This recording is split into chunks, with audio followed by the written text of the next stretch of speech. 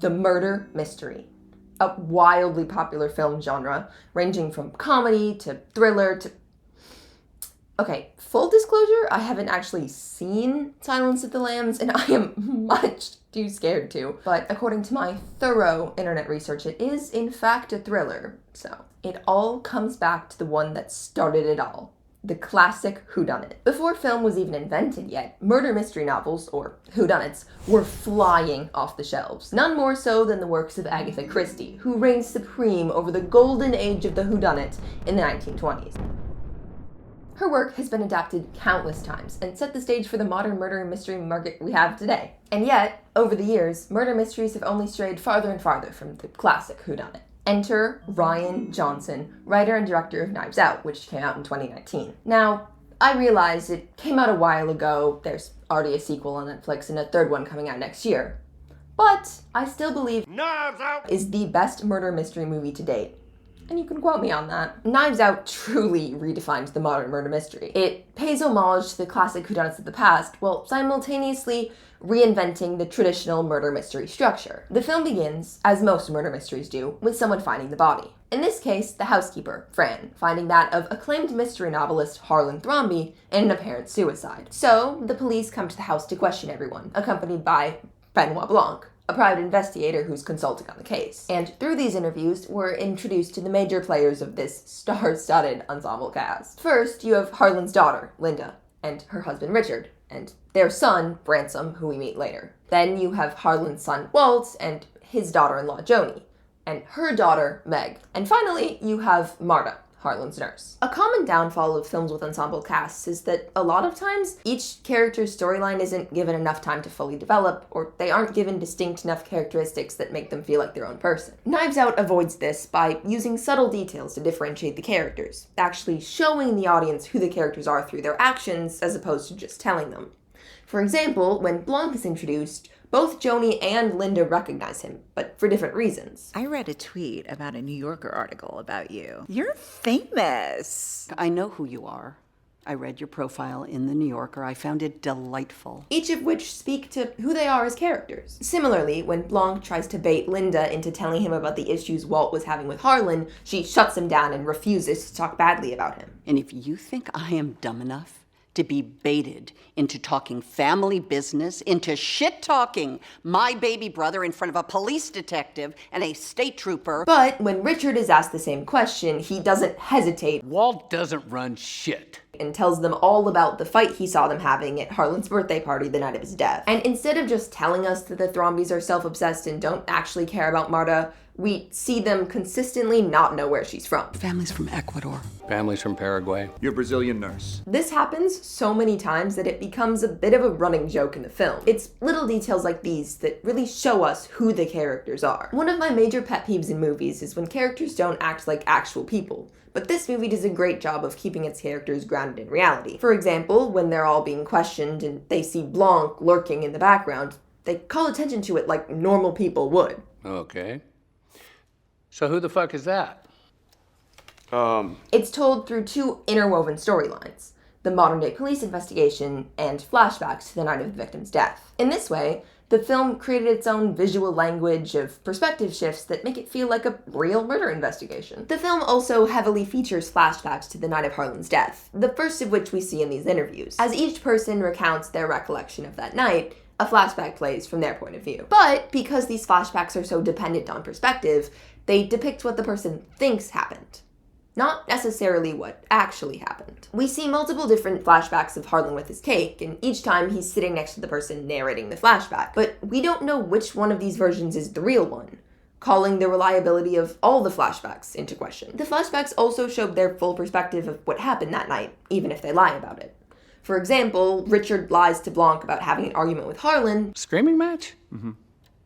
No? But in his flashback, we can see them having a fight because Harlan found out Richard was cheating on Linda and threatened to tell her. All of these interviews are cross-cut together in a way that flows naturally and isn't confusing, giving us the full story without becoming repetitive. Finally, they meet Marta, Harlan's nurse, who can't lie without throwing up, which is an interesting twist that makes the film unique. But before they can interview her, we flash back to Marta's perspective that night and we find out what really happened. We get to see Marta and Harlan's relationship and how close they were.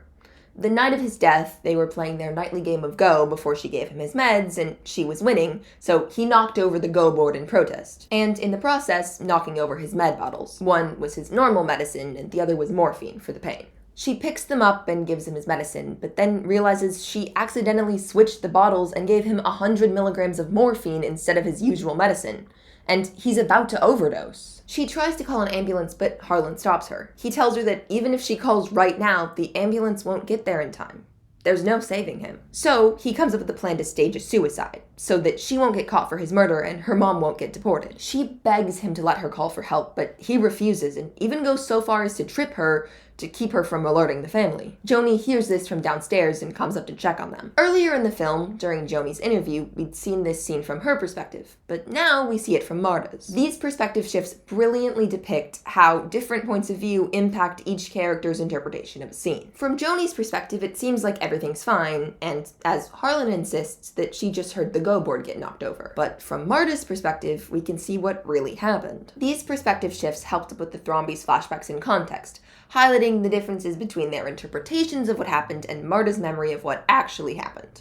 And since she can't lie, she's the only reliable narrator. During Richard's interview, we see a flashback of him beckoning Marta over lovingly, even describing her as Like part of the family. But when we see it from her perspective, it's revealed that he's actually calling her over to force her into a contentious political dispute that she actively doesn't want to be a part of. Where's Martha? Is she still here? Oh, Martha, God, don't. Come on over. Richard. Come on over. Martha, please, come over. He also subtly hands her a plate because he still sees her as the help, another indication of his true nature that was glossed over in his retelling of events. Once Joni leaves, Marta argues with Harlan, trying again to convince him to let her call for help, but he insists that this is what must be done. We have got to get you out of this. Finally, she agrees to go along with his plan. So, she goes downstairs and leaves as noisily as she can, before coming back and climbing up the trellis to the trick window, breaking off a piece as she goes. Then, she goes inside and puts on Harlan's bathrobe and goes downstairs to the kitchen so that Walt will see her through the glazed window, thinking it's Harlan. Then, she goes back upstairs and sneaks out the way she came. In Harlan's mind, this way she won't even be a suspect because Harlan was seen up after she'd already left. The average cop will entirely dismiss you as a suspect. Then, we flash back to present-day Marta and she gives her interview, telling the police fragments of the truth, so technically she isn't lying. What kind of medication did you give him? Since his injury, I've been giving him 100 milligram IV push of Toradol, and to help him sleep, 3 milligrams of morphine. At a party that night, Marta's talking to Fran when she almost passes out from her anxiety about the case.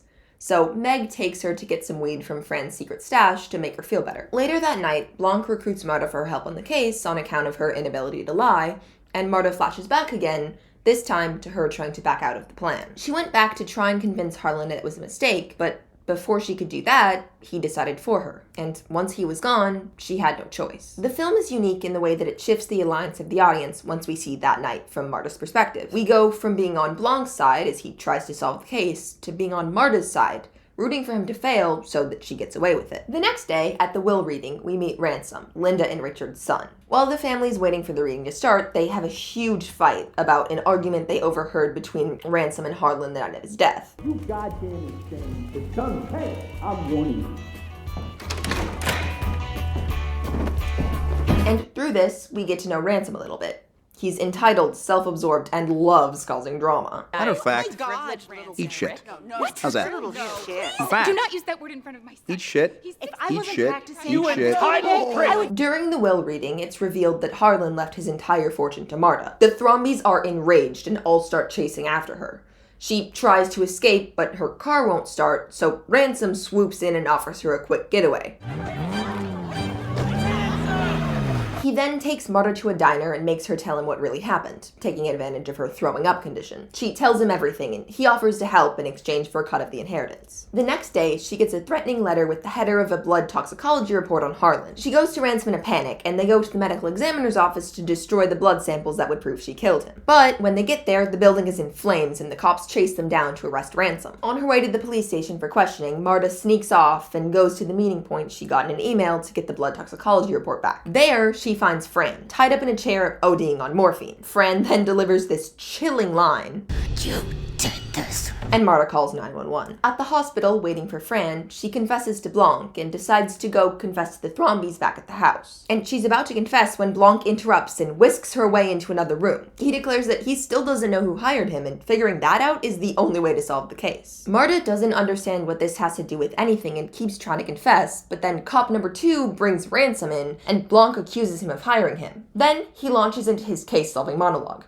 Here's what happened. During their fight the night of his death, Harlan told Ransom that he was cutting everyone off and giving his fortune to Marta. So he decided to kill Harlan and frame Marta for it, knowing that if she was responsible for his death, even unintentionally, the will would be nullified and the inheritance would go to the Thrombey family. So he snuck back into the house to switch Harlan's meds so that he would accidentally overdose. He came back later that night to switch the meds back so that Harlan's death couldn't be traced back to him, but the dog saw him and came barking, so he had to come back later. The next day, he woke up to the news of a suicide rather than a medical malpractice investigation. So he hired Blanc to ensure that Marta would be caught and the will would be reinstated. He then snuck into the house while everyone was at the funeral so he could switch the meds back, but Fran saw him. Then, at the will reading, he swooped in to save Marta, pretending to be helping her so that he could bait her into confessing. But when she told him what really happened, he realized that because she accidentally switched the drugs, she actually gave Harlan the right medication. She didn't kill Harlan, so he couldn't turn her in. So he came up with a new plan, to pretend to help her get away with it, so he could become her confidant, cover his tracks, and frame her. Then, Fran sent him a letter threatening to expose the results of the blood toxicology report, knowing that they were a threat to Ransom because she saw him messing around with Harlan's medical bag the day of the funeral. And now that Ransom knew what really happened, he knew that the blood toxicology report would prove Marta's innocence. So he burned down the medical examiner's office and sent Marta the threatening letter that Fran sent him. He then went to find Fran to get her copy of the tox report and drug her, intending to frame Marta for her death. He then took Marta to the medical examiner's office under the pretense of destroying the evidence that would supposedly prove her guilt, knowing that seeing it in flames would freak her out. Holy shit, this is insane. Then he baited her into finding the blackmail email that he'd sent her with Fran's location, so that when she got there, she'd discover Fran's dead body. He had planned to call the cops anonymously so that they'd find Marta and arrest her for Fran's death, discover her involvement in Harlan's death, and declare her a murderer. However, he didn't account for the cops following them and arresting him, so he couldn't make the phone call, or on Marta calling an ambulance to save Fran. This entire scene is a great climax to the film. The cross-cutting between Blanc's explanation of events, Ransom doing all these things, and Marta realizing what happened really dramatizes the big reveal. The film also gives you all the clues you need to solve it, but it's almost as if you can't see them until the very end, but then when you look back on them, they seem so obvious, like they were right there in front of you all along. A lot of times, mystery films will throw in some sort of plot twist at the end that the audience had no possible way of figuring out, which is cheap and isn't fair to the audience. The entire film is littered with clues of what really happened, but they're woven so perfectly into the story that most people wouldn't even notice them, much less be able to make sense of them. Here are some of the biggest ones. When Meg heard the dogs barking at 3 a.m. the night of Harlan's death, it's because they were barking at Ransom when he was trying to sneak back into the house to switch the meds back. Harlan even mentioned how the dogs wouldn't bark at Marta because they recognized her. The dogs will know you. They shouldn't bark. But we can clearly see them barking at Ransom when he shows up to the will reading. When Fran said, "You did this," she wasn't saying, "You did this." She was saying, "Hugh did this." And her calling him Hugh is set up earlier in the movie when the cops call him Hugh and he responds, Hugh Drysdale? Ransom. Call me Ransom. It's my middle name. Only the help calls me Hugh. It's even hinted at when cop number 2 brings Ransom in and Blanc calls him Mr. Hugh Ransom Drysdale. And when Great Nana sees Marta leave, she says, Ransom, are you back again already? She says back again already, implying that he'd already been back earlier that night. Ransom, you're back. There's even a hint when the cops find the footprint on the window ledge. In Marta's flashback, earlier in the film, we can see her climb over it without her foot even touching the ledge. But in Ransom's flashback, we can clearly see that he was the one who left the footprint there. And yet it was so subtle that most viewers wouldn't even notice it. When Fran is talking to Marta, she mentions how her cousin works at the medical examiner's office. And my cousin, who's a receptionist at the medical examiner's office. So she should have been the top suspect when Marta received the blood toxicology note. And yet it was so subtle that most viewers wouldn't even notice it. They even mention Ransom missing the funeral earlier in the film when they're all fighting before the will reading. Funny, Ransom, you skipped the funeral, but you're early for the will reading. The clues were right there, but they're so obvious that we skip right past them. Then later wonder how we ever could have missed them. That's the brilliance of a good murder mystery. The truth is hidden in plain sight. Once Blanc explains everything, Marta gets a call from the hospital and finds out that Fran's dead. But she lies and tells Ransom that she's alive in order to get him to confess. She's okay. She's ready to talk. Realizing his plan failed, Ransom admits to everything, but claims that they can't charge him with Harlan or Fran's death because technically he didn't kill them. Yeah, I killed Fran, but I guess I didn't. So what do you have on me? Nothing. Then Marta throws up, and as Cop 2 so eloquently puts it, That means she's lying! She reveals that Fran's dead and he just confessed to her murder. Realizing he can't get away with it, Ransom decides to take Marta down with him, and he lunges at her, grabbing a knife out of the knife display and stabbing her in the heart. But in a brilliant twist, it turns out to be a fake knife, just as Harlan had foreshadowed earlier in the film. Ransom playing life like a game until you can't tell the difference between a stage prop and a real knife. Bringing everything full circle, like the knife circle on the wall. Okay. But what really sets this film apart is the irony of how the events of the case transpired, both the night of Harlan's death and in how the investigation was conducted. The cruel irony of the crime is that if Harlan had let Marta call an ambulance, he wouldn't have died. Her realizing her supposed mistake is actually what killed him, since she didn't actually give him the wrong meds. Then Ransom would have come back, switched the med labels back, and she could have carried on giving him the proper meds. But her thinking that she killed him is actually what caused his death, since he killed himself in an effort to save her, thinking he was already going to die anyway. Now, if what you said is true, I'm gone. There's no saving me.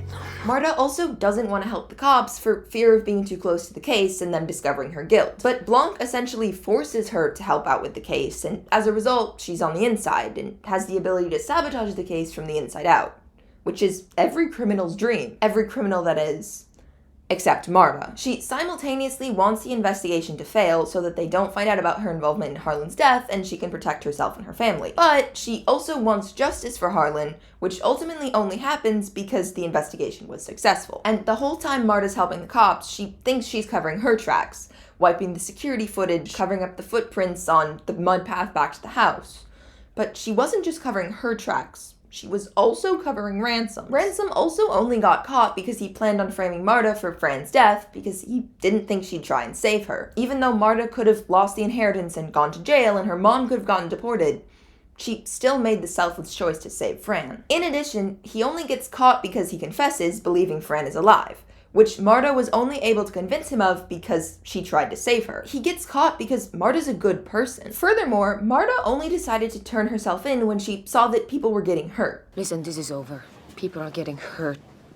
So I'm gonna tell you the truth. Another example of her being a good person, wanting to do the right thing. And it's only when they're at the house, when she shows up to confess, that she's reminded of Fran's secret stash from the beginning of the film when she almost fainted. God, I am so raiding Fran's stash after this. And she only decides to get the toxicology report to prove her guilt, when she could have easily just destroyed it and not confessed. It's only because of her determination to do the right thing no matter the consequences that she even gives Blanc the toxicology report that ends up cracking the case and proving her innocence. If she hadn't truly believed she was guilty and decided to confess, she never would have discovered that she was innocent and the true killer never would have been found. Another example of the irony of the film can be seen in Linda and Richard's storyline. In the beginning of the film, Harlan confronts Richard about cheating on Linda and threatens to tell her, claiming he has it all written down in this letter, which he then locks in his desk drawer. After Harlan's death, as soon as Richard can get back to the house, he breaks into Harlan's office to get the letter. But when he opens it, he sees that it's blank and laughs, assuming the old man was just bluffing, before angrily throwing the baseball sitting on Harlan's desk out the window. Blanc then sees the ball on the grass and picks it up, later throwing it for the dogs. Then, when Blanc whisks Marta away for his case-solving monologue, leaving the family in shock and confusion, Linda is petting one of the dogs and notices the ball in its mouth. She takes it, confused, and goes to put it back in its place on Harlan's desk, where she finds the opened letter. She then decodes it the way she did all of Harlan's games, which she alludes to in her interview. Oh, we had our own secret way of communicating. Had Richard not sought out the letter and dismissed it instead of destroying it before throwing the ball that eventually led Linda right to it, he never would have been caught. Like Ransom, he only got caught because he was trying so hard not to be. But the true irony of it all is how the case was solved. The thing that finally cracks the case for Blanc is the hole within a hole. It is not a donut hole, but a smaller donut with its own hole. Who hired him. He realized that it had to be the killer themselves, since only they would know the will's contents, that Marta killed Harlan, and want to expose it, but not be able to reveal how they knew. This eliminated the entire family from his list of suspects. The entire family, that is, except Ransom. He flagged himself by hiring Blanc, believing he would prove Marta's guilt. But then, when Marta told him what really happened at the diner, he realized he'd have to frame her by fooling the cops. But he was unable to fool Blanc, who got to the truth, just as he'd hired him to do originally. There's just something so poetic about the killer only being caught by the detective that he himself hired. He almost got away with it too. If they hadn't found the blood toxicology report, he would've. She was about to confess. But in the end, he was the reason he got caught. All in all, an incredible film that really broke the mold and set the tone for modern murder mysteries going forward. I hope you guys enjoyed. Like and subscribe and all that. Comment down below what you thought, and I hope you have a great day. Bye!